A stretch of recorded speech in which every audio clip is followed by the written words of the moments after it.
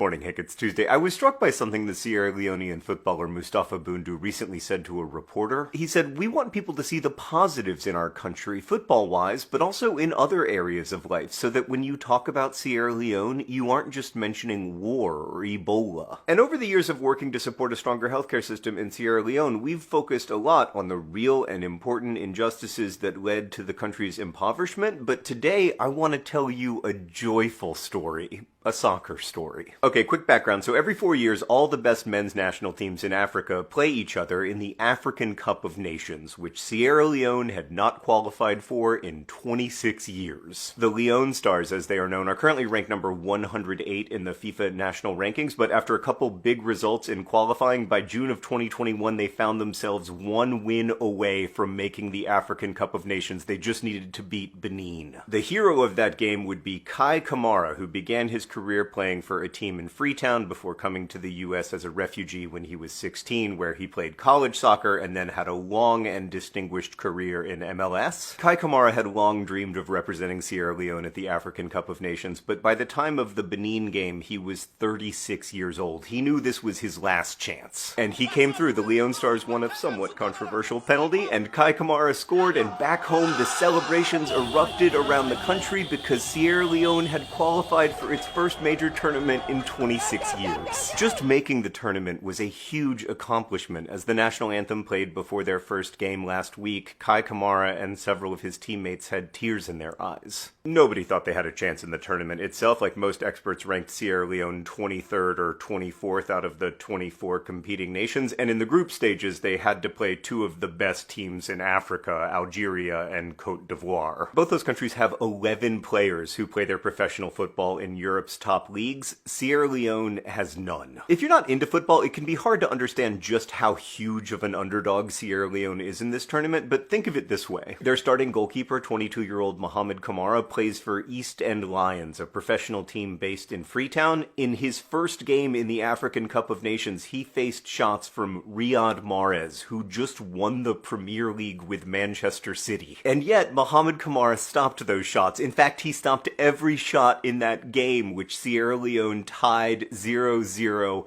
Never has a tie felt so much like a win. After the game, when he was handed the Player of the Match trophy, Mohamed Kamara burst into tears, and all around Sierra Leone, people poured into the streets, honking horns, waving flags, and singing the anthem. 4 days later, against Cote d'Ivoire, Mohamed Kamara saved a penalty using the brilliant and somewhat unconventional strategy of standing behind the goal line before the ball was kicked. But even so, in the last minute of the game, they were down 2-1, and it seemed quite hopeless, and in my head, I was already writing this video about how they lost the game, but they did their country proud. But wait, no! The opposing keeper made an error, and Sierra Leonean striker Alhaji Kamara somehow recovered from a stumble and dinked the ball over a defender and scored, and it was 2-2, a second miraculous draw in as many games. Again, the celebrations reverberated throughout the entire country, celebrating the result, yes, but also celebrating the heart of their players, their tenacity, their belief.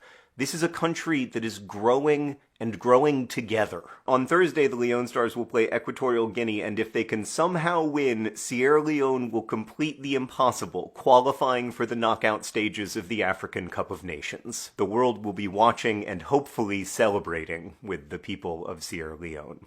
Hank, I'll see you on Friday. We're going to go out there, and we're going to put our hearts on the field. We're going to put our bodies on the line for Sierra Leone.